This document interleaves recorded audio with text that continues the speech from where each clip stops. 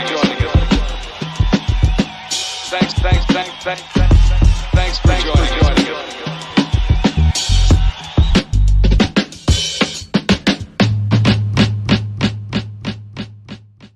This is another Rendezvous at the Forum with Max Gowan. Yeah. How's it going? What's up? Technically, it's Gowan. Gowan? Yeah. Oh, I man. feel silly correcting people on that, though. No, please No, do. yeah. On the record, it's Gowan. Yeah. How's it Gowan? They must have been. Just spilled my beer. I didn't have to rewrite anything. Yeah, it's about delivery. It's Gowan good. It's Gowan good, yeah. Background? Yeah, so let's just start from the beginning. Did you grow up in NC? Yeah, I grew up like 20 minutes from where we are right now. My parents live like in Raleigh, kind of near like the PNC Arena. So I grew up here. I went to Athens Drive for high school, and then I went to college in DC. And I moved back here in 2019, like right before the pandemic. Okay, so, what did you study in DC? So I thought I wanted to study political science, and then I studied political science, and I realized it kind of sucked. And then I switched to communications as my major, but I did a minor in audio tech, and I think in hindsight, I would have just done the major in audio tech because the program was really good, and I got to do a hands-on studio thing and like learn in like this multi-million-dollar studio at this school. And, was that like your segue into like your producer career, or were you already kind of doing it before then? What was the school? I went to American University. Okay. Yeah. I don't know. We were saying, yeah. American University is an interesting name. Just like it sounds fake. Yeah, right. It sounds like made up. Yeah. No, it's a real place.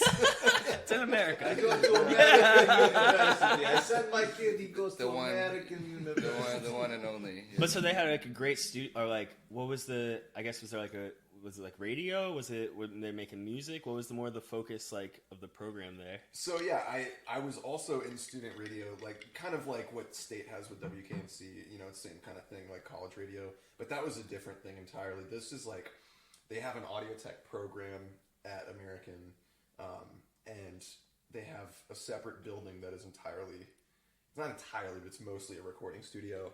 And it's like, very well designed, like very expensive stuff. I got to learn on like an SSL console, which is like the one that you see in movies and stuff. Like it's like very cool, and it's stuff that now that I'm doing it on my own, I do not have nearly the resources that they have. But it was cool to learn on like the high end gear. So you're studying political science, and then did you like just randomly take an audio tech class, or is it like an elective? What's the entry point there? Yeah, that's a good question. So I had started making like bedroom recordings when I was still living in Raleigh in high school, and I'd gotten into that, like with like a Focusrite like y'all have there, and just doing my thing, and then.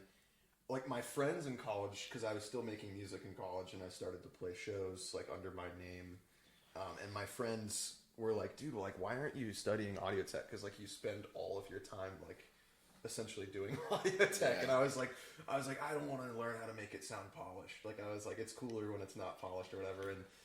And then like I actually took some classes, and I was like, oh, this is really cool. Like I sort of thought of mixing and like recording as like. I liked recording a lot, but mixing specifically I thought was like a chore that I just had to do to make my music sound good, But then after I started doing it more for class and like more for other people, I realized like 8 hours would go by and I like hadn't looked up for my computer or whatever. Right. So yeah, that's the segue. Yeah. So were you already doing like projects by then, or are you just kind of making stuff? I guess you got a lot of projects. That's exactly. Like the first like full length album that I did was in like 2015 when I was still a senior in high school, and it's like very rough around the edges, but that was like technically the first one. So yeah, then I kept doing like albums from that point, and so yeah, in college like I would try to release like one project a year. Ideally, it might be an EP or it might be a full length or something, but it was the only thing I really spent my free time doing. So and I got a lot of B's and C's as a result. Like That's I like skated by. important. That's not important. Yeah. So, what did you? Yeah. So like when sorry, I completely forgot what I was gonna say. But you're good. In terms of Athens Drive, I mean, you're playing. You're just making. You said you first when you were in high school. Were you? At what point? I'm assuming you were playing guitar younger. What time? What was the? What was like the? Were your parents in music? Like, when did you get a guitar? What was the music you were listening to? And Yeah, I started playing guitar when I was 8 because my dad plays guitar, and he was like really into, Pink Floyd and stuff. Like Pink Floyd was like my first like love, I feel like, with music, and so I got really into like Syd Barrett and David Gilmour, and like wanted to play guitar because of them. And my dad started teaching me, and then I sort of like absorbed his guitar teacher from him, and I like started slowly taking over all his lesson slots. And yeah, so that was like, I'd been playing for a long time by that point.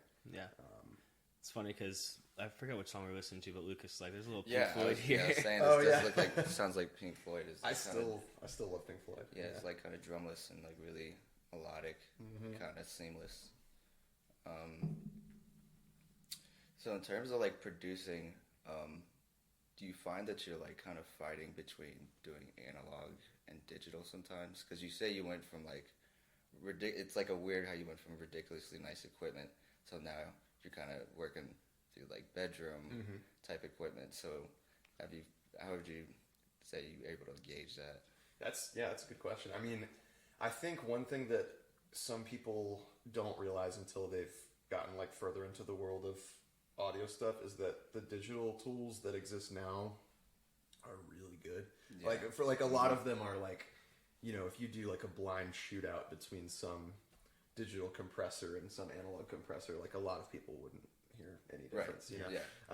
But analog is fun because moving knobs is fun. Like turning things is like, I feel like more people should be honest that that's what they really like about it. And that's what a lot of the price tag is like actually physically. Oh, this knob has little clicks on it. Yeah. Yeah, exactly. I just bought my first actual like nice piece of analog gear because now I'm recording people. Right. And that's the other thing too, is it's a lot cooler to like, if you have a singer or something, it's a lot cooler to track them through like a nice compressor on the way in. So yeah, I bought like a distressor, which is like this cool compressor that I really like. Yeah. And I don't regret it. It's definitely just like, if I was only making music for me, I probably wouldn't buy any analog stuff. It's more just because I'm doing it for other people now, and It's I kind of like a service. exactly. I want them Gotcha. to walk in and be like, "Oh, like he's got gear." Right. Well, it's funny you say it because like I'm a producer as well, and I like on the social media community, I see a lot of butting heads between people just buying a plug-in or people just buying the straight up equipment. And I'm curious what you think the difference between that is. So I think that there's a lot of things about plugins that are really nice. One is if you have a plugin you really like, you have infinite amounts of that plugin you can use in a song. Although, I mean, your computer will run out of CPU eventually. But, and plugins also, like mix engineers back in the day would have to recall the entire session that they did with the physical knobs. Like they'd have assistants taking notes of every knob they turned so that if the band wanted a revision on the mix, they could call it back up. And that is not something you have to deal with plugins at all. So there's like a lot of, in my opinion, functional reasons why plugins are really useful and good. I do think, personally, after owning a distressor now, there is definitely something it does to like a voice or like a bass guitar or a snare drum that I have plug-in versions of it that don't quite do the same thing. Is it kind of like the human like error part of it? Because that's why I don't have any physical equipment. I just have plugins. So I've been curious like what that difference is. Like why would I buy this instead of this if it's the exact same thing, So this is just my opinion after like 2 months of owning this. But like in plugins, I feel like with a compressor, for example, a lot of plugins, if you push the compressor pretty hard, like if you have a singer singing into it and that compressor's really clamping down on their voice a lot, it sounds like heavy compression. Right. But when I'm doing that with my distressor and I really crank it and like way overdo it, it just sounds awesome. Like it sounds a lot more natural than when you overdo it. So you like a little saturation. Exactly. And yeah, that's one thing that the distressor also does is there's like different saturation modes on it that you can flip between, and yeah, it's just like, you know, I think it also is like a confidence booster for a singer, especially to have like some of that flavor on the way while they're tracking. You know? Yeah, it's hard to capture that sometimes in digital. So like coming back from producer a little bit, do you ever like fight with yourself in the studio between not being a producer and writing songs and like kind of just not worrying about the mix? I have to now. I have to fight with myself a lot about that now because like back in the day when I didn't know as much about this stuff, I feel like it was easier for me to sit down and like have a session open and like I might start with like a drum beat and like loop that or something and then make a song around it. And I would kind of do piecemeal and I would be like as much producing as I was writing the song sort of at the same time. And I liked doing that, but now I can't do that anymore because I mix so much. Like I mix. You know too much about I it. mix people's music every day now, and it's like, you know, it doesn't. I feel like to write a song now, I have to just have a guitar or just have some instrument in front of me, you know, and not be near a computer. Like I have to stay away from the computer. Yeah, kind of just dumb it down a little bit. Yeah, exactly. I mean, that's like bringing it back to like your first the album that I listened to, Glossolalia. The loss of language is like almost like a dumbing it down. It's like you lose the ability to speak in the face of religiousness. Right? Do you feel ever that way when you're facing a computer screen versus when you're like facing your own instrument? Yeah, I mean, I think like being at a computer screen, whether or not it's a conscious thing, it makes me feel like I'm at a 9 to 5 or something. Yeah. You know, it just feels like. Am I close enough to this? Yeah. Okay. Yeah, you're good. I'm like looking at the. Yeah, you're good. Speaking of which, you were I got. Yeah, get that away from me. Yeah, I'll turn that towards Jack. I'm kidding. Stare at your God. Stare at your forsaken idol. Yeah, I mean, I think like, I think there's a reason that back in the day you had artists and you had producers and you had engineers and these were all very separate things. Like I feel like that makes more sense to me now that I've been on the mixer side of it because I'm actually way worse at mixing my own songs than mixing for someone else because I'm too close to the song when it's mine. And I'm like, there's things I wouldn't think to try. Whereas if I'm like a fresh set of ears on it, you know? And so that's, to get to your point, like staring at the computer screen, like I'm thinking about too many things down the line that are not the most important thing, which is like, right now let's make a good song. You know what I mean? And then What makes a good song? I think for me it's like some element of surprise combined with some element of familiarity. Like I think a nice blend of something that feels familiar but also is surprising, like whether it's a melody or a lyric or a rhythm. I think that's what I'm drawn to. That might be a different answer for someone else, though. I mean, it's a pretty general question. It's no right or wrong it's answer. subjective. Yeah. Yeah, it's I'm very asking subjective. Max Gowan, Yeah. What is a good song? And in order to create a good song, what is your process? Do you start with the lyrics first, or do you start with a key that you want to work with? Do you start with an emotion and then try to find a key to match the emotion? What do you do? So I know people that can start with lyrics first, and that has always like blown my mind. I could never work that way just because for me, like the lyrics have to be this very specific phonetic thing that like fits within the music that I'm making. And so I always start with, usually it's guitar because guitar is my main instrument. I will just like noodle around a bunch on guitar. Usually if I'm sitting down trying to write a song on guitar, I won't get something particularly good. Usually like, I feel like a lot of the time when I will write like I guess you could say riff or like a chord progression that like catches my ear, it's when I've got 10 minutes before I have to be somewhere and I just sit down with the guitar and I'm like not even thinking about it, and then all of a sudden I'm like, there's this great idea and I have to go. and that's usually when it shows up, so I just like take a voice memo of that or something and then come back to it. But it's usually guitar because for me, like, lyrics have become more important to me. The older I get, the more I realize how important they are, but I think the thing that always grabs me first is the music. So, yeah. So, like, when you were making music in high school, did you already have, like, your buddies with you, like, making music, or were you kind of by yourself in your bedroom? So I played in a band in high school called The Estates, not to be confused with real estate. That was really fun. I feel like that is like the most fun I've had collaborating with people, probably still, is that high school band. But my solo stuff was just me.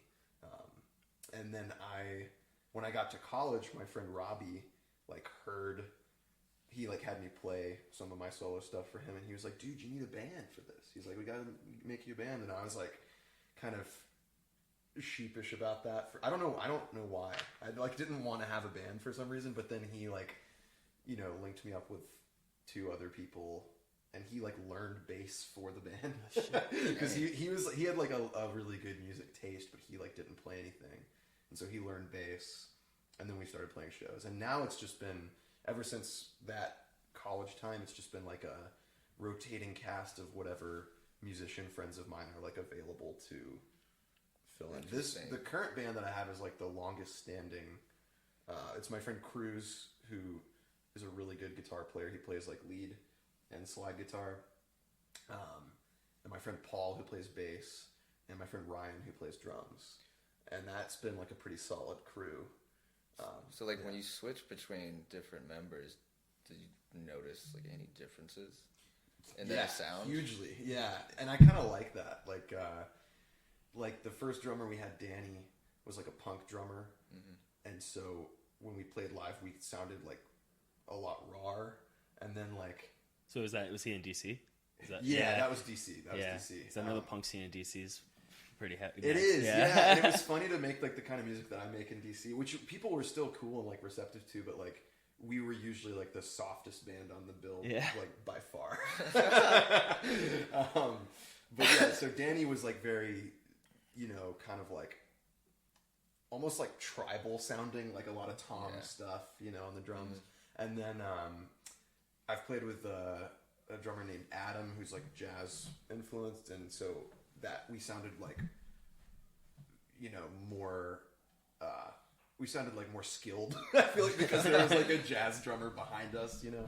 But it's cool to have all the different flavors. I like to like, I don't want people who play in my live band to feel like they have to match note for note what's on the record, because I think like everyone brings some flair to what they do. So like there's like a more improv live than people might realize. I think. I mean, that's why we go to live shows. Right. I don't want to go to a live show and hear what I heard on a recording on the car ride over. Right. It's like if I went to a Led Zeppelin show and Led Zeppelin was playing Led Zeppelin and they sounded exactly like Led Zeppelin, I would be like, this isn't Led Zeppelin. This can't be Led Zeppelin. Right. So it sounds like a cover band or something. Yeah. It sounds like a cover. Yeah.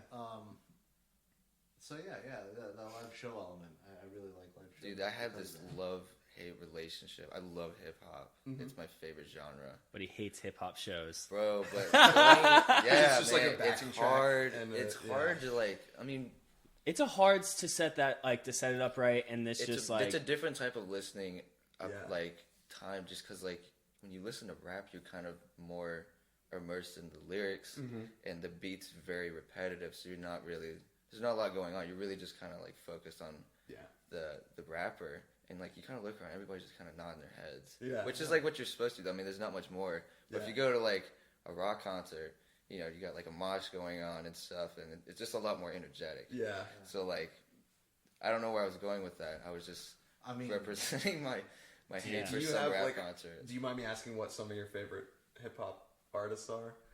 Some of my favorites. Yeah, that's hard. Not to put you on the spot, but I know what you're talking about with the live show thing. I think. Okay, so recent ones I've seen Freddie Gibbs live. That was good, but again, just people nodding their heads, and it was live. It was very energetic. People were energetic, but people were just nodding their heads, which is okay. And I saw Bodie James, and I saw Mike, who's from Brooklyn, and I've seen Liv E, who's like kind of an R&B artist. And I just see a lot of like smaller, like local acts. Freddie Gibbs, he's definitely the biggest one I've seen. That was at Lincoln, right? Huh? Lincoln Theater? Yes. Oh, nice. I haven't been to the Lincoln Theater in a minute. Yeah, It's like one of the few like kind of big bar venues in Raleigh. I feel like there's not that many like Cat's Cradle-ish. I also have love-hate relationships with big venues. Yeah. Yeah. It's like it gets to a point where it's like, on Blunt Street? I paid $300 to be 400 yards away. Right. And to be fucking like, I can't go to the bathroom, I can't get a drink. Like, I don't know. Yeah, no, I feel that. I'm just a little angsty about it. Did Freddie Gibbs have that? I'm imagining the album cover. It's yellow and it's with the Alchemist. It's either Alchemist or Madlib.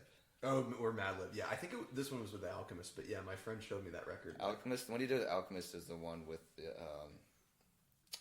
Italian dish. What's it called? Anyways, that was the one with Alchemist, and the one with the zebra print is Madlib. Okay. I didn't realize. Yeah, the yellow figure on it. That's Quasimodo.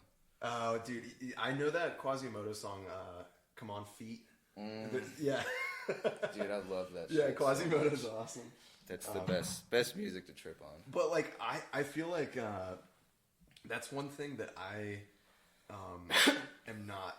I don't envy hip hop artists when it comes to live shows because I feel like their personality has to be so much bigger than a rock band. Like a rock band can kind of get away with just making noise, right? And that can be what entertains people. So for a rap artist, I feel like there's almost like a stand-up comedy aspect to this because you have to entertain the crowd in between songs, during the songs. Because like, and some people don't even rap over the song. Some people you're just like, I'm paying for you to jump around while the song plays in the background. It's happening right now. Yeah. Your DJ's doing good. Exactly. DJs came before rappers, technically. Rappers came after DJs. Oh, yeah? Yeah. I mean, I think in the MC, DJ, MC. It was first, like, DJs were just DJing, and then there would just be this guy, like, this guy's great, this and that. And then they're like, well, what if you started, like, actually saying stuff, you know? And, like, I didn't know that was the origin of it. That's cool. Yes, that's how it happened. Because, just these motherfuckers just yelling on the stage while the DJs are DJing.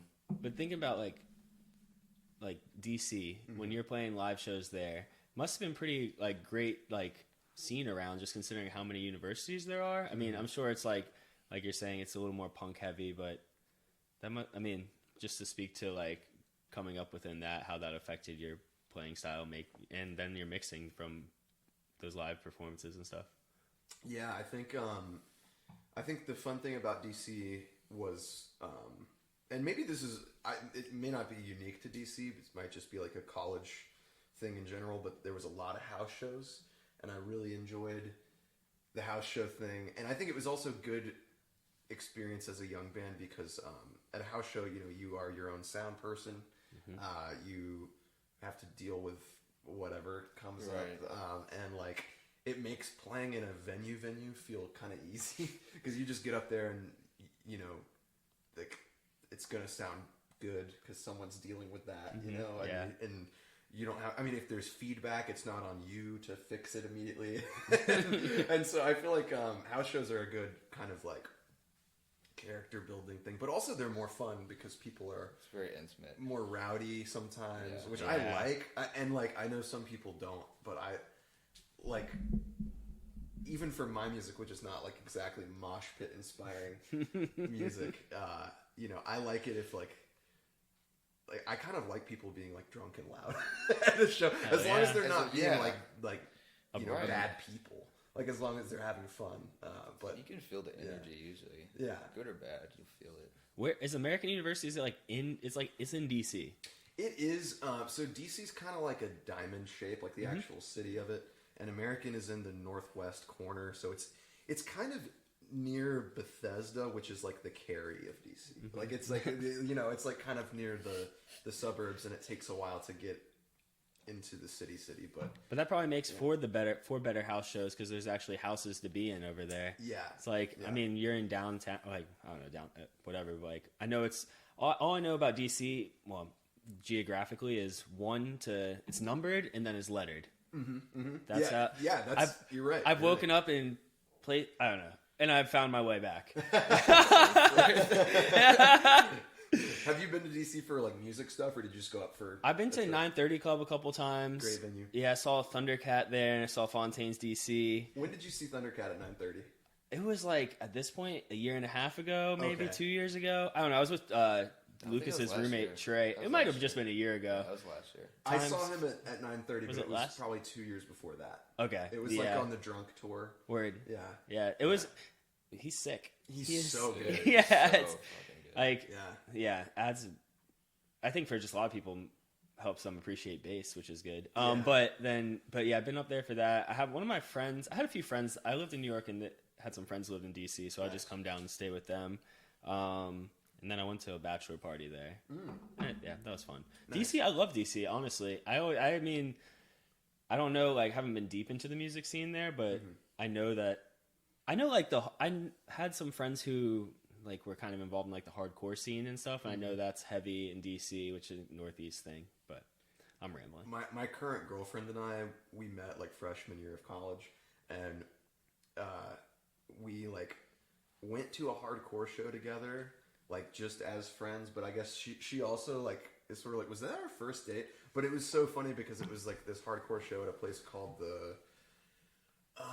I can't remember the name. It was in Columbia Heights somewhere in DC, and it was like a lot of touring hardcore bands, and it got really crazy. And like, Yeah. it was like stools were getting thrown into the pit. And Hell stuff. yeah, it's getting And rowdy. she'll like talk to me now. She's like, that was kind of our first date. And I'm like, yeah, I guess. Hell yeah, you knew in that moment. Yeah. We can get down together.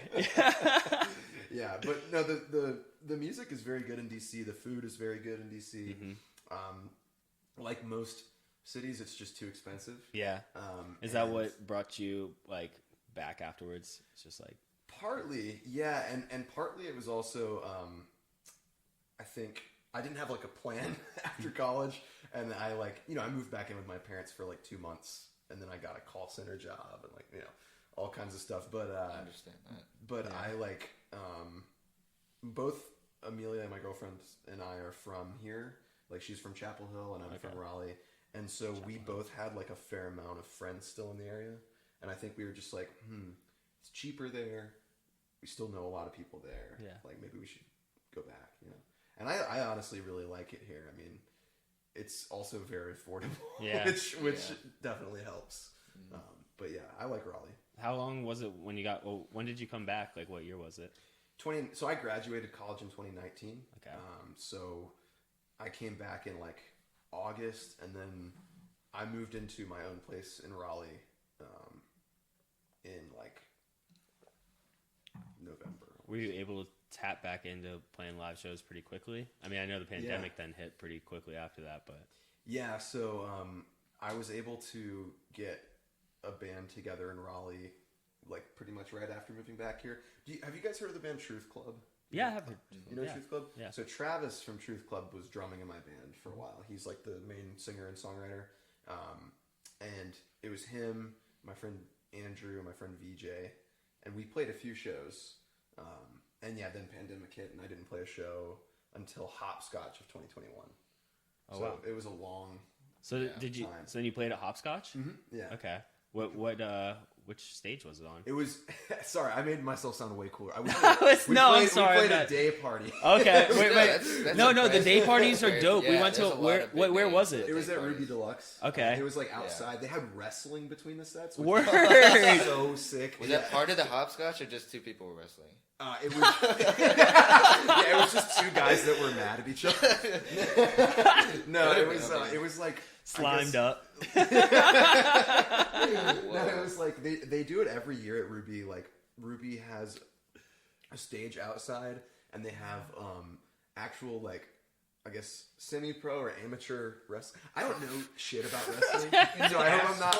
Wait, is this? There's just two guys. Whoever signed up Dude, first. they set up an actual ring. It's whoever signs Like up they had an first. actual ring. Like this is like WWE style. Yeah, But- WWE style. But Yeah. ostensibly outside the ring is the asphalt. It is right? the So asphalt. if someone gets launched outside the ring, they die. Yeah, no, it's definitely Oh. like not for the faint of heart. Oh, Like, well. like I would hope that those people were well built. So is that because like a battle trying to like get people to come watch while they were like? Hopefully they went at different times. they, right? so that was the cool part is they did it between sets. Oh, but- so okay. like it was like one of the most crowded shows I've ever played because people were like, "Yeah, we're sticking We're around." here Like it was It's like like wrestling. You didn't jump in there? Wrestling. Or I did not. That's don't my wrestle? one regret. Should have That thrown the would've guitar been- over that there or could have launched something. you. You could be fighting Logan Paul right now. Yeah, dude. That could have been my ticket to Impulsive. Yeah. No. Or choking him out until he poops himself. I mean, that's really what you want, right? I'm mad that they keep doing well. I mean, Yeah. they keep Yeah. stealing money from people that don't know any better. If that's what you mean. At by this doing point, people well. are giving Yeah. it to them, aren't they? Yeah, I don't So- really know anything about that Yeah. world. I have friends that are big into UFC and stuff. Oh, All and I know is I NFTs. want to see one of the Pauls lose very badly. Oh, they're Yeah. not going to pick fights that they can yeah, lose. yeah. Either Do Disney they, but wait, Channel. are they actually like fights or are they just exhibitions?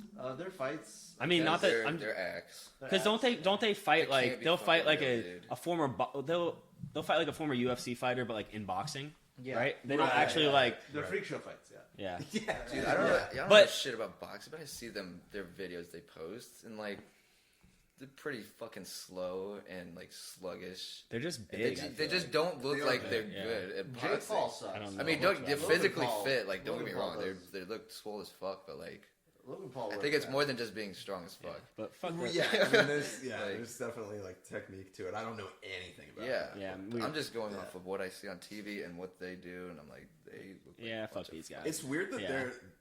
I'm pretty sure Logan Paul is my age, or maybe he's a little older. Yeah, they're not that Jake's old. Yeah, younger they're than young. me, and that wigs me out. It's like when I watch like The Bachelor or like reality shows, and I'm like, that person's my age. Yeah. They look like a Greek god. Yeah. Okay.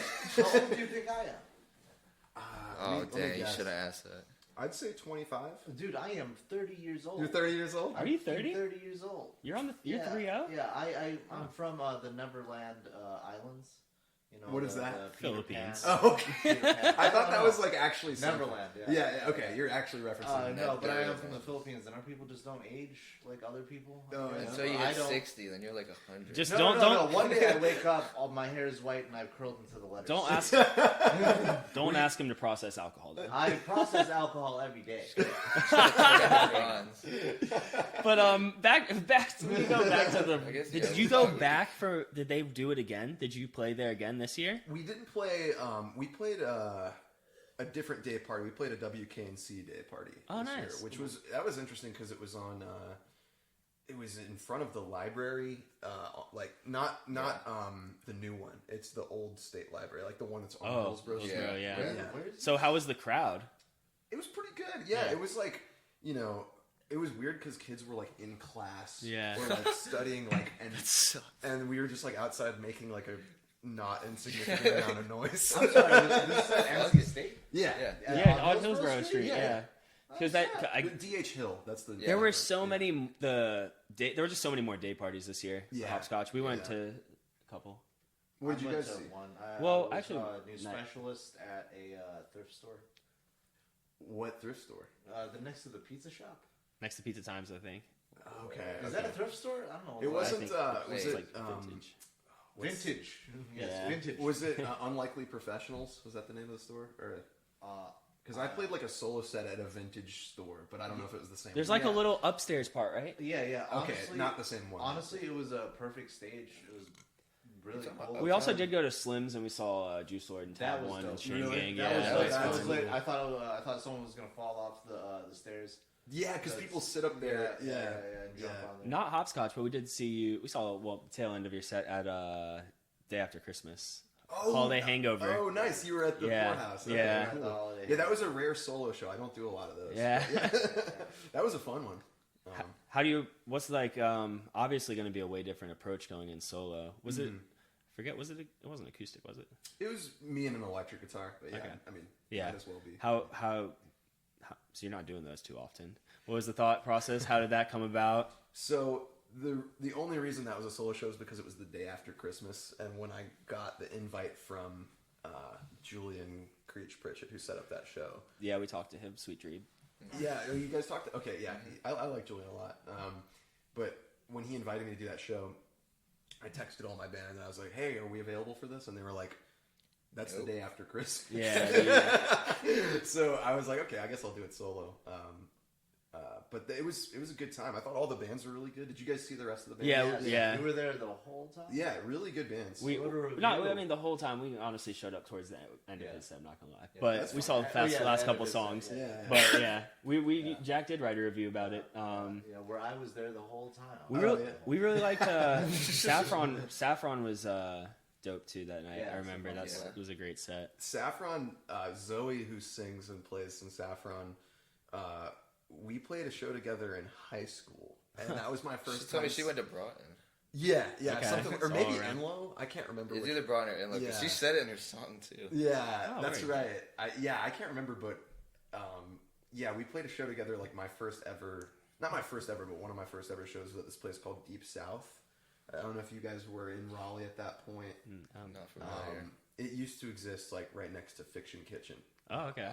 And now I don't know. It's probably like a vape shop or something. Yeah. It's either vape shop We or need more of those. Yeah, It's either my health vape bar's shop getting or low. brewery. Yeah. I gotta get a new. My blood's getting pure again.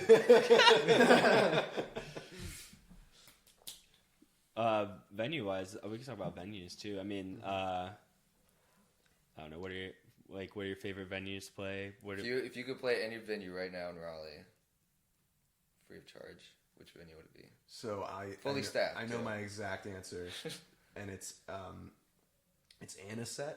You guys ever hear of Anisette? It's a bakery. What? Yeah. So there's this great guy named Jason Groth who is a musician, but he also works at the state library. He was in some bands that I really love. Like he was in this band called Magnolia Electric Co. Okay. If you ever heard of Songs Ohio, it was like an offshoot of that. Like he's been in some really cool bands in like the 2000s. But he puts on shows at Anisette. And Anisette is like an outdoor space with heaters and like plenty of room. There's like a fire pit and stuff. And the sound is always good because Jason knows what he's doing. Right.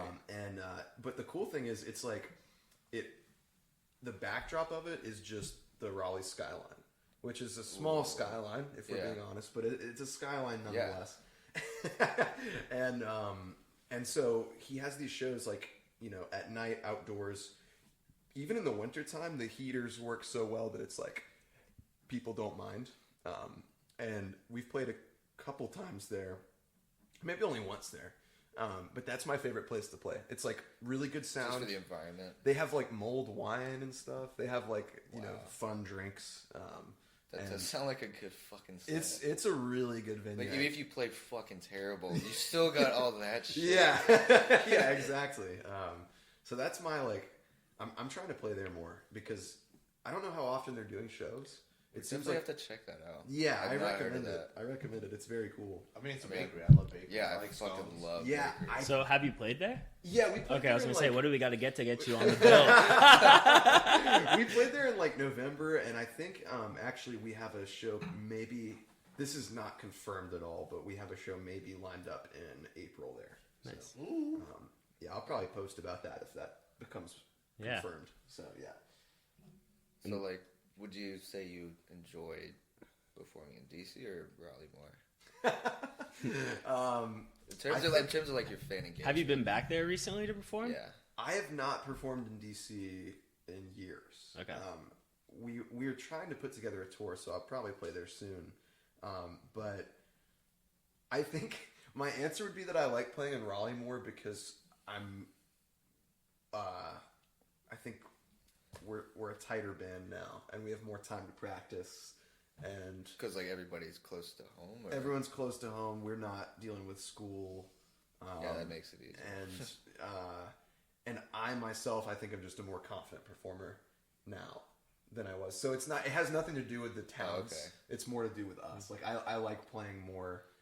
I'm a lot less nervous for shows now than I was when I was like 19 or something. You know? Naturally. Yeah. Did you have big like anxiety before? Oh yeah, definitely. I think like it's weird. Like I'm not a super anxious person, and I won't even have there's no particular thing that I'm stressed about. Like I'm not like, oh, I know we're gonna mess up this part of this song or something. It's more just like, you know, those jitters just come to me before a show, and I still get them now. But like, I think I've played so many at this point that I can kind of just ride the wave a bit more, you know.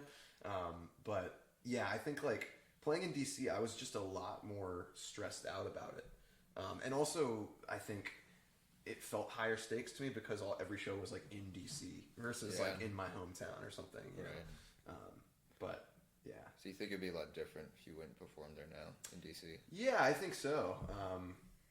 I mean, yeah, I think now I'm at the point where I can actually have fun on stage rather than like stressing about, you know, whatever thing I'm stressing about.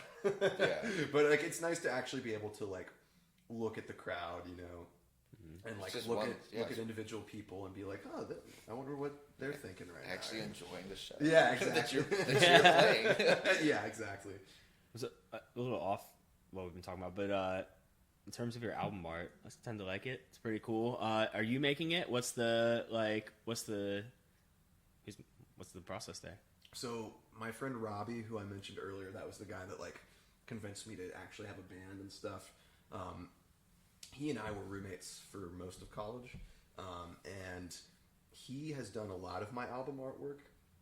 Anything that you see that's like a painting, he's done, and he also did the most recent cover for Glossolalia, which is like, he can explain it a lot better than me, but his idea was to take these like super zoomed in photos of things and make like a granular kind of yes, exactly. Yeah, so I think there were like some strands of string or something that he like hyper zoomed in on, and then it almost looks like this very granular painting in its own way, which I really liked. And I'm not like afraid to have a very abstract album cover because I think like that's kind of how I view my music too, is like it can be pretty, even though I guess some songs are more like traditional singer-songwriter kind of songs, like I feel like there's definitely a psychedelic element to it, and so Pink like Floyd. yeah yeah, exactly. Rothko would love the interpretations of Red. Yeah, it like when Robbie sent me that, I was like kind of thinking about stuff like that. I was like, man. But so what does it mean again? Glossolalia? So Glossolalia is it is the spontaneous speaking in tongues, and the interesting thing is, when I first heard of the word, I thought it meant speaking spontaneously in tongues like other languages on earth that you didn't know beforehand. It's obviously a religious thing. It's like you know, biblical, and I think other religions too. But it's actually not. There's a different word for speaking in tongues that exist on earth. I forget what that word is, but glossolalia is actually speaking in unknown tongues, like, you know, Gibberish. Yeah, gibberish, exactly. And I just really liked that. I thought like, I'm not a particularly logical person, and so I think for me, I'll pick a title that just feels right, and that's the one I picked. So How'd you come to that? Well, this might give myself away a little bit, but I in the last couple years I've become like really interested in psychedelics, and just the research that's being done with them, especially on, you know, the relation to mental health and stuff. Yeah. And so I got on this big kick of listening to Terence McKenna lectures. I don't know if you guys know who that is. He was like this big psychedelic proponent in the 80s. And I mean, I think he was writing books in like the 70s maybe, but you know, he just talked a lot about his experiences on certain things. And I was like listening to some lecture of his where he talked about feeling like like I think he was on some psychedelic and he was like in this space that felt very alien to him, and he was describing the way he was interacting with that world as like a form of glossolalia. And I thought that was just super interesting, and it like caught my ear and made me look up the word. So that was kind of the origin of it. Did you ever read Timothy Leary's concepts of LSD? I've not, but Terence McKenna is often thought as like the Timothy Leary of the 90s, quote unquote. I mean, I don't know if he would describe himself that way, but it's similar kind of thing. So when Timothy Leary based his concepts around Tibetan Buddhism and the concept of the Chidai Bardo, the Chidai Bardo is called the blank white screen. It's where you lose your sense of identity, you lose your sense of self. It's the first gate of 3 gates. You move past the first gate, and then you don't have a memory or recollection of the next 2 gates, because this is the gate that's meant for you. Because you is an identity. You is the self. And then that's gone on the next 2 gone gates. on the next 2 That makes sense, yeah. So the Chidai Bardo is this place where you lose language first, and then you lose your sense of identity, and all that is you is stripped away until there's only moment. Right? And in your album, Glossolalia, you have this first song, Jackal, here. They're just going to make a jackal out of you. The idea that someone is going to strip your identity away, and this is all you're going to be now. Yeah. And then the next one, ornamental. Like, I'm only ornamental. It's like this, the idea of self being just an ornament. Maybe expand a little bit about that, because I seem to come to these conclusions from listening to like the first 2 songs. I don't know if they're entirely intentional.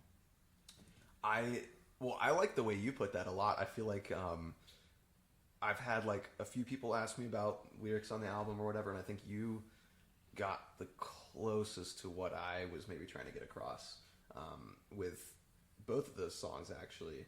But yeah, I mean, I think like Jackal is a little bit...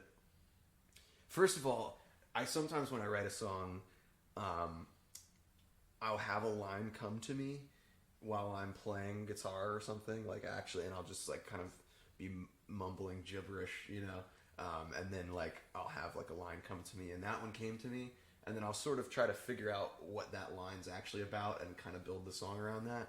And I think that one is definitely open to interpretation, but yeah, I mean, it's like about,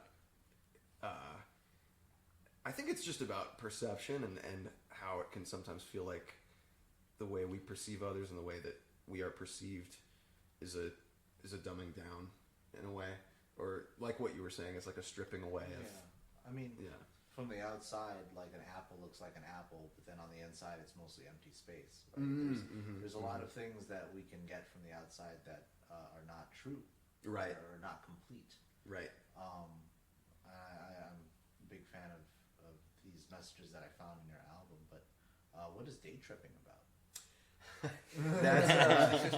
That's funny, because that song is not about psychedelics at all. Yeah. Even though it sounds very like, I realized after release, I didn't even realize before releasing. I realized after releasing, I was like, oh man, everyone's just gonna think this is about me like doing LSD or something. But it's not. It's that's actually like, I don't write a whole lot of particularly romantic songs. I think I'm getting better at doing that because I'm like more comfortable with it now.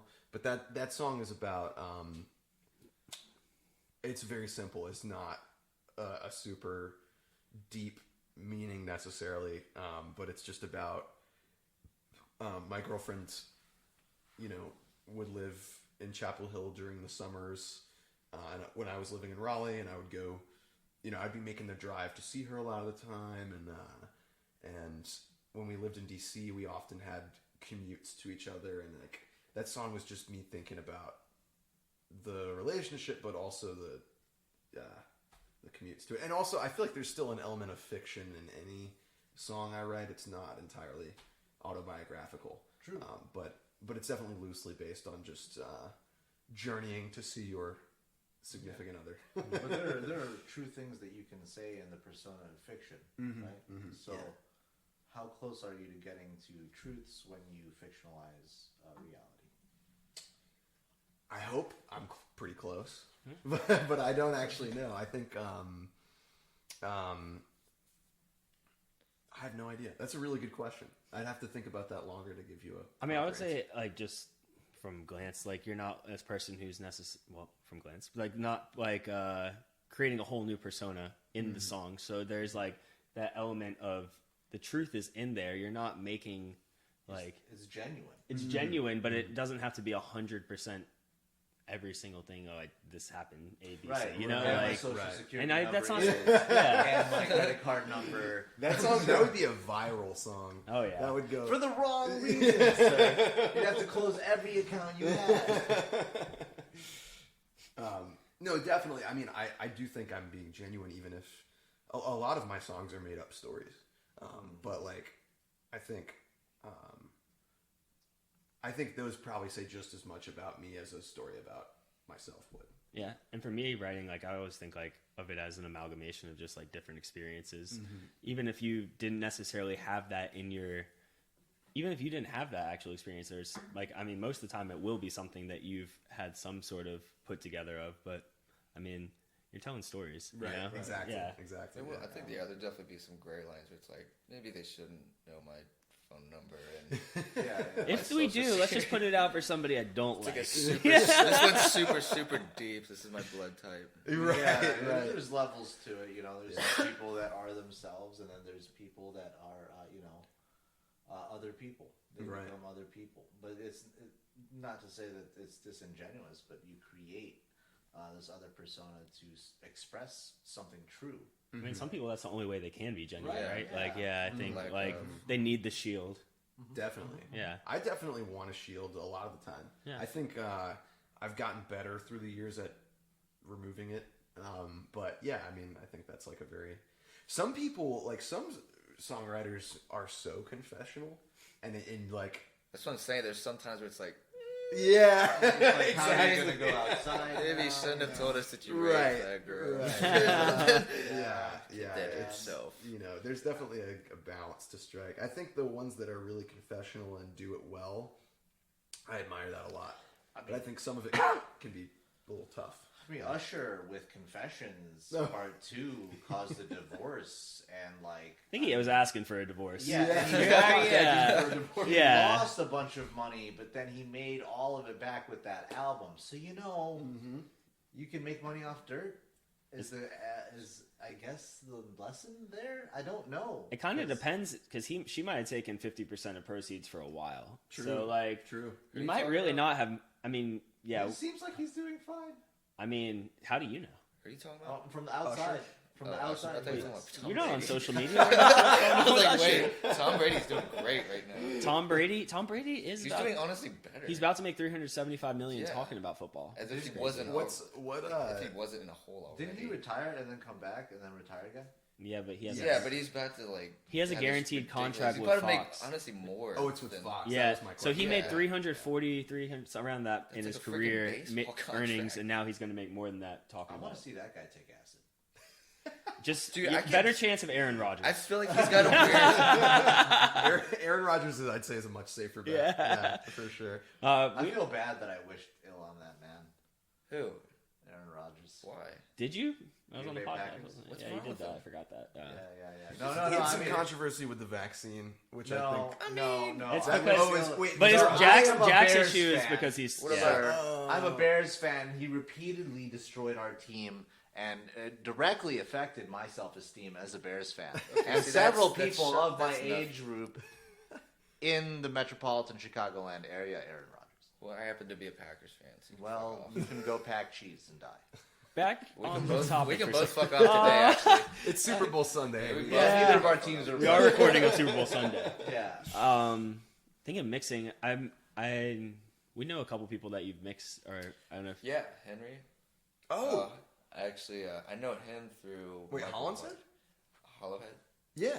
Yeah. Yeah. We don't have anything together, but like I've hung out with him a few times. Nice. Had a couple sessions. He's got that one. I forget the piece of equipment that it's called. That little white keyboard he's got. Oh, I don't remember the name of it either, but I think You know what I'm talking about, though, right? I haven't actually hung out with him in person for any of that. So, but I've seen like You see Instagram that stories and stuff. Yeah, dude, that shit's crazy because you see it and it just looks like a little, like 32 MIDI keyboard, but it's like a fucking modulator and everything. It's like it's cool as fuck. But you said you haven't hung out with him in person, so like, what is your approach generally when you're working with people? Do you have a preference in person, not in person? I think, one reason I like recording a lot is because it requires it to be in person. Yeah. And it feels a bit more, like mixing is great. I love doing mixing. I can be a bit of a homebody, and but sometimes when you just spend hours holed up by yourself doing something, you go like a little crazy. So recording is nice because it requires that I interact with the band and I like act like a human being, and I put on real pants and stuff, and but I do like mixing with other people in the room. I think my issue, I've had a few bands more recently mixing with me. Backseat producer. Are you doing some? I know you're doing some work with Oozebox. Yeah. Dakota? Oh, do you know Dakota? Yeah. Dude. And see, Dakota comes over, and it's great because I'll have a rough mix going of the song, and Dakota will just give his input on, like, I think I want the vocals to sound really far away, or like, whatever it might be. Yeah. And that's totally cool. I think some bands want to stick around for the mixing, or they think they want to. But then I start, and I'm like, I think that kick drum has a little bit too much 400 hertz, and then their eyes are just glazing. They're like, all right. So I think I have no problem with people hanging out for a mix, and actually I think it does help me because it's nice to get real time feedback of like I make a change to the song instead of waiting on that email. Exactly, yeah, and that's way better. But yeah, I do think some bands. Really, the ideal situation is the band comes in when there's about 30% left. Yeah. and they can tell you like bigger picture changes, But like a lot of the technical stuff, like does the song, is it too harsh on the high end or whatever? Like that's stuff that the band is less concerned with, and they shouldn't. Right. You want them to paint you a picture, and you're going to fill in the details. Right. Exactly. Yeah. Sometimes it's not. You don't want to sit and watch the whole thing get painted. No. Yeah. Yeah, Oozebox, he had told me, I was excited because I'd already talked to you, and then I hung out with him a couple weeks ago, and he was like, oh, I'm about to go hang out with Max. Yeah. Nice. Yeah. He's really, dude, his music's great. He's a really cool guy. I box with him. Been teaching him how to box. Wait, really? Jack is you box? Yeah. You want to box? Sure. Yeah. I'd like to learn sometime. He's so serious. I need to get better at physical you have to confrontation. you have to actually spar, though. Okay. Sure. Dakota, I think people keep having this preconception that I'm going to hurt him, and then they come in. That's not the. scared. I mean, we he were tried sitting. to swing at me because he was scared. He was scared that I was going to hurt him. He was like, I must subdue you before you subdue me. I'm not going to hurt any of you. I'm not here to hurt any of you. You don't seem like you're going to hurt me. I'm here to teach you the very basics. And then if you want to go out and hurt somebody, be my guest. But when it's with me, we're going to have headgear. We're going to have gloves. We're going to have all of the proper equipment. And if I think I'd prefer that. Yeah, if one of us gets hit, we back off and we say, you good? And then we take some time and then we go again. Sure. It's a gentleman's sport. Sure, yeah. It's a contract. And then, then there are monsters that come in that are like 230 pounds and they're on steroids and they just want to fuck you up. Right. That's not who we want. That's not where we're. We that's don't not where, want to I'm be not. around those I'm people. sick, but People like so I'm not gonna make it. But Bro, that guy gave me. That guy get sick a dislodged lot. kidney Yeah. stones. I'm still have damage from that guy. That guy hurt me. Yeah, That no, that's actually hurt me. honestly, that actually is something. Like, I have a friend who did kickboxing for a little bit and was just like, yeah, it's just nice. Like, I feel like a little bit more like calm just walking down the street. Like, he's like, I feel calm knowing I can handle that if it It would be happens, more for you know. defensive, Right, emergency exactly. Also, I situations. smoke weed before I go boxing. Like That is stunning to me. Yeah. I cannot relate. To Dull's that. the pain. Just relax. That's what this is for. That's after. I've also done that. I've had a Yeah. 6-pack with a friend and taught them the basics of boxing. Yeah. Like, it just relax, dude. I'm not here to hurt you. Right. No one's here to hurt you. No, Except he's that just guy. trying to- he's just that guy trying to- over there. And he's There's here to always hurt both one. of us. There's He's always just- one. We're together. Yeah. You know, that guy. He's just trying to lower your guard. He's Right, he's right. totally bullshitting. You have you have a studio in the house then? Mm-hmm. Yeah. Nice. Yeah. And what's the setup? Yeah, so Travis from Truth Club and we've split a lot of our gear. So Tell Travis we want to talk to him. I will. I Yeah. think, I'm sure he'd love to do something like this. And the whole band, like everyone in Truth Club is great. So you guys, you know, they could bring some more mics over Yeah. if you need. And Now, Yeah, is that all like for it. based as a counter to the anime The Liar Club? You'd have to ask him. I'd never heard that theory before. I doubt it. Probably not. Probably not. I don't think anyone. I don't think anyone watched that anime. I've never heard of that anime. Yeah. Yeah, but also I don't know much about anime. But yeah, you can ask him that and anything else. When we interviewed him. I'll have other questions. But so you guys kind of split the setup on it. Yeah, so Travis is also really good at recording, and he's like learning more about mixing and stuff too. And so on my computer, like I have Pro Tools, that's what I learned on, and we together bought like a Scarlett like 8 input interface. Yeah, I have one at my house. Yeah, actually. Yeah. and they're great for what we are trying to do. And he also has a Tascam that's got 8 channels, and so we actually will. It's a Damn. big Tascam, and we will use that as the mixing board kind of, and we run that into the 8-channel Focusrite into my computer. Now I have the distressor, which is in the chain as well, and it's fun because we have drums set up at my pretty small space. It's like a 15 by 11 room. We have a bunch of pedals, we have a bunch of cables, we got a couch, we got guitars, we got bass. Do you have neighbors? Yeah. Yeah. Well, like you guys, I live in a standalone. Well, actually, this is connected, right? This is Just on the one side. yeah. I have a standalone house, so it's me and my girlfriend Amelia live. It's a split level, so we live in the upstairs. The studio's in the upstairs.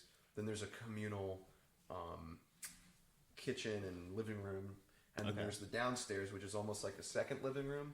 And our friends Eric and Riley live there.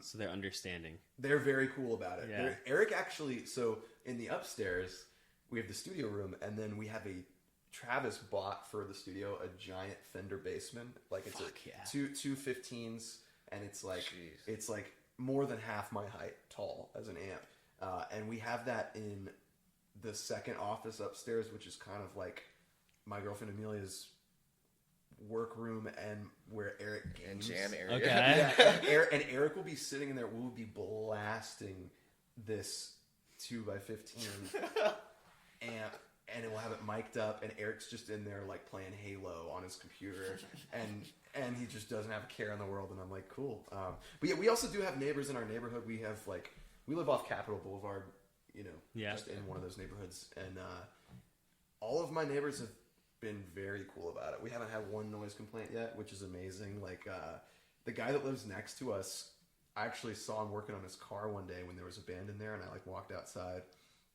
and I was like, hey man, you've probably noticed we're doing this.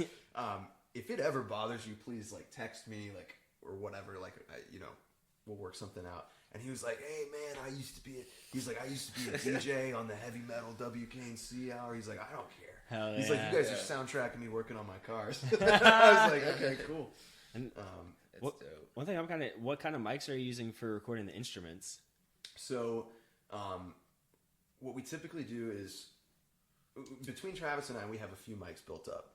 Right now, I actually, a cousin of mine has loaned me a Neumann TLM 103, which is a very nice condenser mic. It's the U87 is the most famous Neumann condenser, pretty much the industry standard in big studios. And the 103 is kind of right below it. And it's a great mic. And we have a bunch of SM57s for Yeah. the drum kit. We have a kick mic. It's the Shure, whatever the Shure kick drum mic is. Can't remember the name. That's Travis's. Travis also has like an AKG C414, which is a great condenser mic. So between the two of us, we have like more than enough. And what we usually do is if a band comes over and it's like a rock band, we are able to pretty much fully isolate the sound to where we mic up the drum kit to the best of our ability. Drummer gets headphones.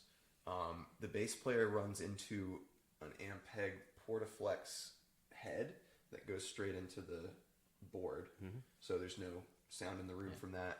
And then we run cables into the Eric's gaming room. Oh shit! And that's where the giant basement is, and that's isolated entirely. And so the band can. He's track, still in there gaming. He's has still no in there idea. gaming. Doesn't have a care in the world. And so we can track a band, and they can play the songs together live, and we can get the bones of it in one go, and then we do overdubs from there. Yeah. So. Sick. Honestly, less takes the better. Yeah. Exactly. Pretty much. Exactly. That's dope. Shit. So You got any shows coming up? yeah. Yeah, I have a show a week from yesterday. So on February 18th, we're playing at Bond Brothers in Cary. Okay. Which Bond. Oh, it's like a brewery. Yeah. Yeah. I I've been there. see, Yeah. I see that. Yeah. There's very few. It's a big shows room. around Like here. it's the Yeah. one I'm thinking about. They have like pizza and shit there. I think, I think so. I've been there once and I liked it. Yeah. But yeah, that's with Alora Dash and the North Country, which is a band from DC. Oh, nice. Cool. So that'll be fun.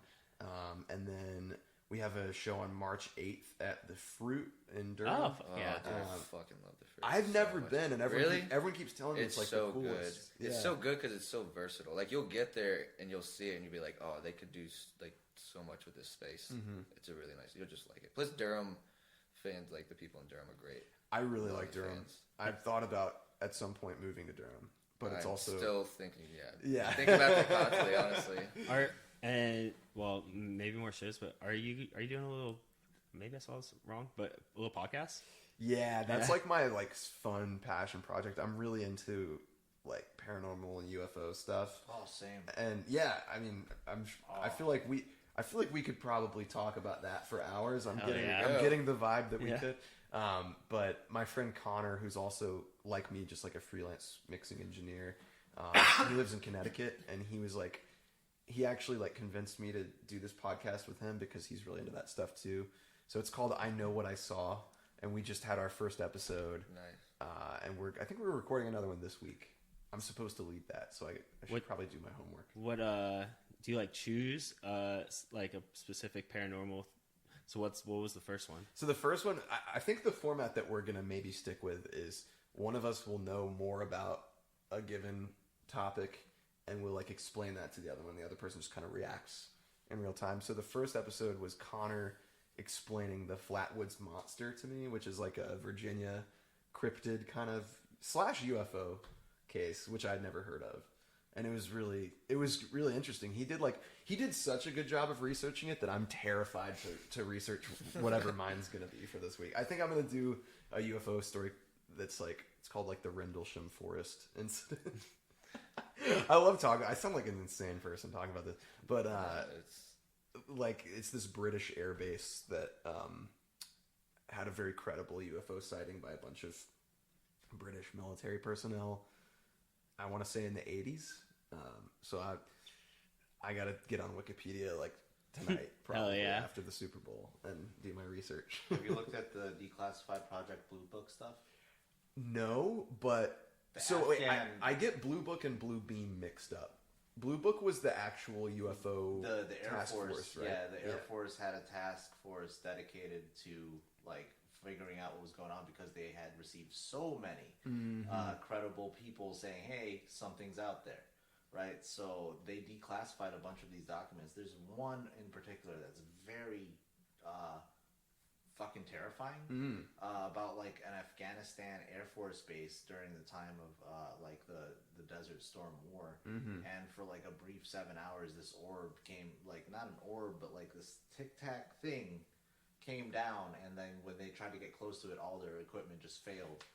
you hear that so often too. That's the thing that just keeps like- me interested. Is that kind of I mean, there are 3 different like governments that confirm that this shit happened. exactly? Yeah. And then they just kind of like, yeah, Project Blue Book classified. Who was the Redacted. the guy that headed that up? He's famous. He actually made a cameo in Close Encounters of the Third Kind, the Steven Spielberg movie. Yeah, I know who you're talking about, but their names, like some type of anti-mnemonic device, does not stay in my brain. J. Allen Hynek. It came to me. His name was J. Allen Hynek. I'm not going to remember that. If you watch Close Encounters of the Third Kind, you'll see him in there. Also, I hate to do this. Could we pause the podcast so I can pee? Yeah, go ahead. Yeah. No, Yeah, I 100%. that's can being share that. recorded.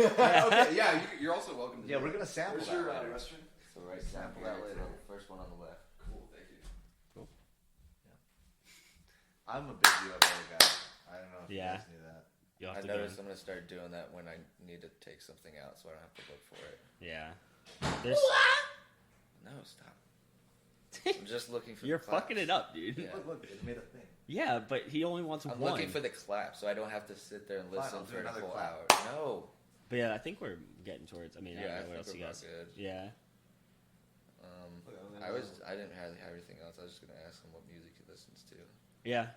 Talk about that. Maybe you could ask him about, or you could just talk about sampling for a second. If he samples, I don't know. Does he? No, Well, I heard he did, but it's not like not the it's, same. it's just like vocal samples. Yeah, It's not like using like actual records. but yeah, But- and then we can finish up, take the picture. Finish up, take pictures, smoke a doob, Yeah. smoke a doob. What time are you going over to Fuqua? I might take one of the mics Just because at I some point, Sam and them whenever said they want to record. before the game. The game's at what 6:30. Yeah, it's early. I mean, it's So- always the same time, but Yeah. Just I feel like sometime that's before then. prime because you get done and it's not like midnight and you're going home. You know, like you can be in bed by 10 o'clock. Yeah. You gotta work I'm- tomorrow? Yeah. Same Monday through Friday. Yeah, Tuesday's about to be hellish for me. Well, actually, not even that, but it's Valentine's Day. Damn. Yeah. Do you guys have like a bunch of resis? Yeah, dude, I'm doing a big ass party upstairs, but it's gonna be cake. People doing parties Dude, yeah, it's for some reason they're doing a For- 20-person party. It's like I don't understand. for Valentine's. It's like a work event too. I'm like, why would you go? What the fuck? Yeah, Dude, but that's the dude, worst. I'm gonna make a lot of money off that because they're Yeah. for that's some all that reason it's matters. like I think it's like a $50 or $100 person.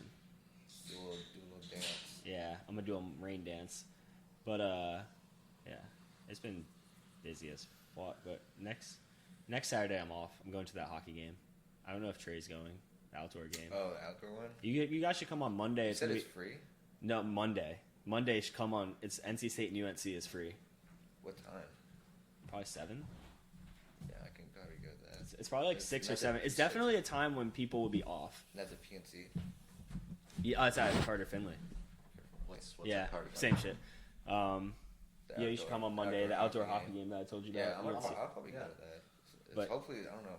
Look at the weather. Monday. Is that like just like for fun? Like that's the Yeah, well, it's like because they're doing the Hurricanes are playing an outdoor game at Carter Finley, okay? and they're gonna keep it up, and then the club teams from State and UNC are gonna play each other. That's sick. Yeah, That's awesome. and like NC State already averages like 1,000 people per game for their club team, Really? which is like because it's like pretty much all people around here who probably could have played like D3, but then just were like, I'll go to NC State instead. Yeah.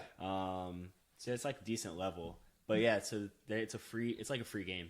So or That's free sick. entries because they're trying to get as many people as possible. We'll see what happens. Where but does the state team play normally? Like I think they play in Morrisville. Okay. Yeah, there's like the Gotcha. rink. They did play in Raleigh at the rec don't zone use on Wake PNC. Forest Road, but no, they play like where the Hurricanes practice at. There's this place there's, called like- the Iceplex near my Yeah. house, and I've always wondered if like hockey teams practice there. I don't know. The Hurricanes. I've been- So the Hurricanes practice there when they first moved to Raleigh. Oh, okay. And then, but it's an Olympic size rink, so it's not ideal to practice because it's so much. It's actually bigger than Olympic size. Oh, okay. So like NHL is a smaller stadium, it's the or smaller ice. So it's just like it's just not the same game because I'm like, guessing you play hockey. Yeah. That's cool. Yeah. That's really cool. Hockey's like one of the sickest sports. yeah, I grew up playing hockey oddly around here, but Oh, yeah, yeah? yeah. Well, I've seen the ice. Jack, are you box. ripping ass, dude? Nah, Dude. nah. That that fridge smells like spoiled cabbage. Worse. Yeah. I smelled a little bit of that. I'm not gonna lie. I was hoping it wasn't me. Yeah. It isn't me. I'm not doing this to you. I would never do that to you. It's probably Troy. But we all really had. I think only had really one or two more things. Yeah, I was just gonna ask like what kind of. I know you like Pink Floyd, but like what? Do you have any new artists you're into right now? New artists, as in, will go. So what are you listening after to? 2010? After 2010, yeah. I mean, Deer Hunter is a big band for me. They haven't put out a whole lot recently, but that's a big influence for me. And I feel like as far as new bands, well, I mean, this might be an obvious reference point, but like Alex G is huge for me. Like I've listened to his music since 2014, I want to say. My friend in high school showed him to me. That's a really big new one for me. There's a few bands that I really like. There's actually this artist that I've been listening to in the past few months that the artist's name made me want to not listen to music. But it's Patsy Cline. Like, do you know like who Patsy Cline is? The country artist from like that song Crazy. Yeah. Crazy. Yeah, that's Patsy Cline. So this is like Patsy Cline is the artist's name, but she's really good and like it's kind of like Where's she out of? somewhere in California.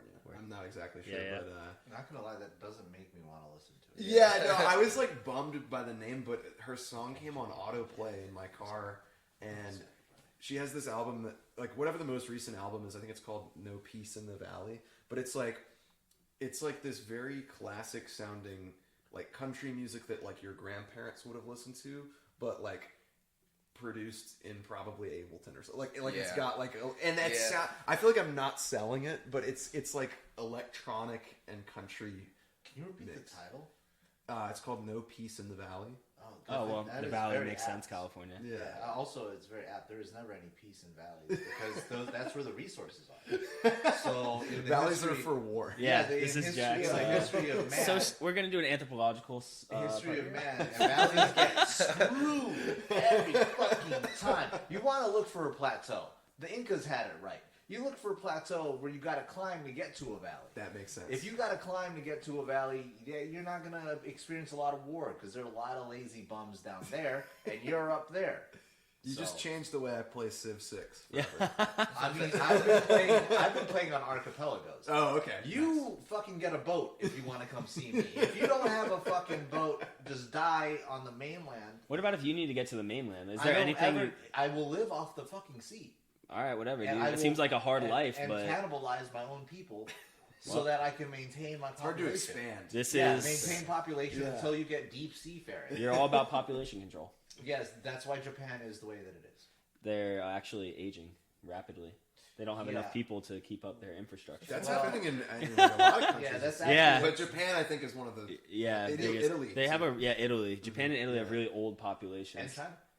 China, Actually, yeah, I China's. keep hearing that. Is that actually true? I think Yeah, well, they China's keep finally killing starting to off- dip, They keep killing off the young free thinkers. Like that and the like, baby women. Yeah, and then 'Cause the that's baby true. women Yeah. for like those were also young free thinkers. That policy's over now, right? Yes, Yeah. they saw But how that was a disruptive it thing. And I Yeah. think the rate of like their population rate started going down. They're like, we don't need this. People are Right. also immigrating out of China in droves. Yeah, I mean, I had two was Chinese roommates when I lived in London, and they told me that like hella Chinese people. I was actually talking to somebody about this today. You can, if a lot of wealthy Chinese people, you can get a visa in Australia if you have enough money. Yep. So they'll just go there because you can like live without having to feel like everything you do is shitty. Not shitty, but being watched. And you might get fucked. Right, yeah. right, And apparently, China don't do drugs there, but if you are white, they'll give you free drinks, which is not something that you Really? should. It's white privilege. I guess it is 100%. But Well, they told me that's what my Chinese friends that I met in England. They were all like, "Dude, if you come, all the drinks will be free because they just want like Really? It's probably not just white, all Americans. They just Well, want they have a Americans term. people in Okay, there. gotcha. They have a term But they are for- racist. They have a term. Not they. White monkey. They are racist. The white monkey term is something that is used. So you can get modeling jobs where you are a white monkey. where they put What you, does that mean? They put you in underwear. Well, you and see, make you do like humiliating things, but they pay you. Like They pay monkeys? you. Monkey Is that see, like monkey is do that like a kinda- new No. level of what's the like not chitlins but like what's the old shows with black kids? Minstrel shows. It is Oh, their version interesting. of it is them novelizing your identity Interesting. because you are not homogenous, and this is something that we've done in the Philippines. That we just don't have the money to make you be a white monkey. To like pay you $2,000 to do a modeling job, Right. But you really just show up to a party and you are corralled with a bunch of other white people in underwear. It all just feels That's like strange. it all just feels like Tropic Thunder to me. That happened to my friend Scott. He needed to make rent because he was teaching English in China. Yeah. And they cut him from the program. Oh, that's tough. Because there's no guarantee that you're going to be able to work, right? So he had to make ends meet. Oh He my got a God. white monkey job, and So that's like a term that exists. Wow, that's crazy. That's why I had not heard it. Wait, I meant to ask you: were you born in the Philippines, or were you born? I was born in the Philippines. You were born in the Philippines. and raised. Was it like Manila or more in the country? Or? I was born in Zamboanga. Okay. And then I moved to Manila and got put into the foster care system there until I got adopted. Got you. Okay. And okay. you were like what 6 or 7 when you Six, came here? Yeah. I had a coworker from the Philippines at this like electronics manufacturing place that I worked at, and We got the right hands for it. he was a fascinating guy because like This guy. he was like telling me about how long the process to immigrate took. Like it took him years, but also he would like talk about Manila and stuff, and he would talk about like monsoon season. Oh, yeah. Yeah, the Philippines seems really interesting to me. It's a terrifying time in everyone's life when the monsoon comes. I'm But, sure, you know, yeah. I remember one of my formative memories being like a flood, and the way that we would communicate with our neighbors, we would just put a little boat with like paper boat, and it would have like a message on it Whoa, because with no power or anything. And That's you crazy. Can't hear anything, so wow. I have a lot of memories like that don't make sense anymore. Yeah, when did you come here? 6. Six, okay, that's right, you That said was that. 1999. Yeah. I had another coworker from the Philippines at that same job, and she moved to the U.S. in the 70s or 80s, I want to say, and she just got on a flight from wherever in the Philippines to Chicago, and it was February, and she told me she'd never really experienced like temperatures like below Yeah, 70 snow. degrees, Yep. Mhm. and she was in like a halter top or like whatever was popular at the Jack time. lived in Illinois. Same. Oh, I you- lived in Chicago. You lived in Chicago, Chicago? That's how long did you live in Chicago? I lived there for 16 fucking years. Really? That's one of the few cities I've been to where I was like, The I could food. see myself The living food. Yeah, Jack, when we're going to Chicago, get some food. The food. here. It's so good. Al's roast Yeah, we beef. need Enzo's I'll go to roast beef. Chicago. Chicago style, It's come the on. Yo, let's food. go to Chicago. Come on. Come on. People say New York pizza's come on. Chicago's it's not- awesome. New York pizza is better than Chicago pizza, but deep dish. I do agree with Yeah. that. I'm not gonna lie. You can I take still like Chicago. Yeah, I mean, nothing against Chicago pizza, but it's not New York pizza. Sorry, Where are you going to get a roast beef? Philadelphia. That's a Cheesesteak. cheesesteak. Yeah. Also, No, I do is, want to go get. I do want to go get a roast beef, Italian roast beef. From Al's? That's From you dipped. tell me where. Yeah. It's dipped in the shit, and it just comes out, and you're like, I don't know how I'm supposed to eat this. You That's just, it. just settle for some barbecue. I think for we're now. just priming for a trip to Chicago now. I'm honestly I'm just trying to hungry go at this back. point. Are you welcome back, Jack? I mean, in You're not certain even parts, welcome back here. Yeah. You haven't even left Banned yet. from the city of Chicago. I'm banned from one bar. Oh, okay. All right. I lit a Yeah. joint in the bathroom. Like that's such You a lit big, a joint? I lit a joint How in the could you bathroom. Oh, a fucking joint. do that? That's not a Jesus big fucking Christ. deal. How's that a big I would have thought fucking people deal? would have Why wanted to would hit you it. do Am I that like in the the only bathroom? person that's ever fucking done that? I Yes. probably would have lit it outside, but Yeah, to I each would have their gone own. outside at least, or gone home even. I But don't that's know. okay. And also, they wrote down my name as Zach Geist. So Oh, so you could probably get back in. yeah. yeah. Yeah.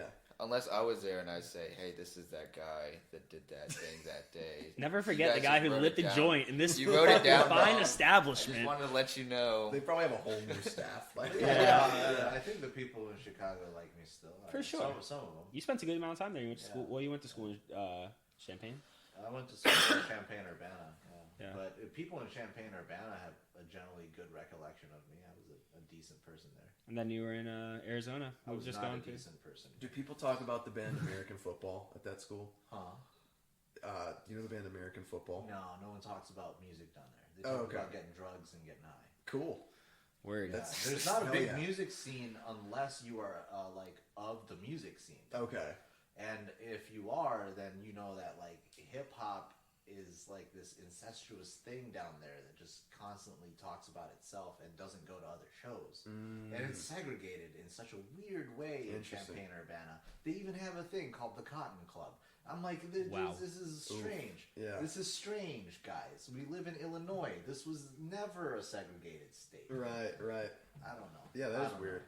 I don't know. The state of Lincoln and Obama. It's Yeah, better than rap. it's so Oh, true. Yeah, I It mean, was so weird because the Cotton Club event was like an African American event, but like white people would come and watch the show, and I was like, "That's literally what the Cotton Club was." Yeah, that's strange to say the least. Yeah. we'll do better in Chicago. But We'll do better. We'll do better. Is the general Any- consensus for humanity, right? anybody you want to shout out? We kind of got to shows. Any projects upcoming that you can say anything on? Yeah. Any closing words? Yeah, closing words. Well, I think there's a lot of bands that I've been getting to work with in Raleigh that I didn't know about that are really great. That we'll have stuff coming soon that we've worked together on. Like there's a band called My Sister Mara. They're really, really awesome. They're like a little younger than me, which is, I mean, not really. I guess some of them are in college, but it's cool to meet because I don't have like a huge in with like college bands these days. Now I'm, like I said, I just turned 26 and like, so it's cool to have kind of some more insight into what's going on at like state and other schools around the area. So My Sister Mora's great. Saturnalias is another band like that we've recorded, and my good friend and roommate, or former roommate, Caroline, her project's called Infinity Crush, and she just put out a song, and she and Travis and I worked really hard on her record. I did some more like, not just mixing, but I like played some stuff on the record. So that's coming out in March. So yeah, those are all my plugs Hell yeah. for the time being. There's probably more, but that's what I can think of. No, it's great. Definitely.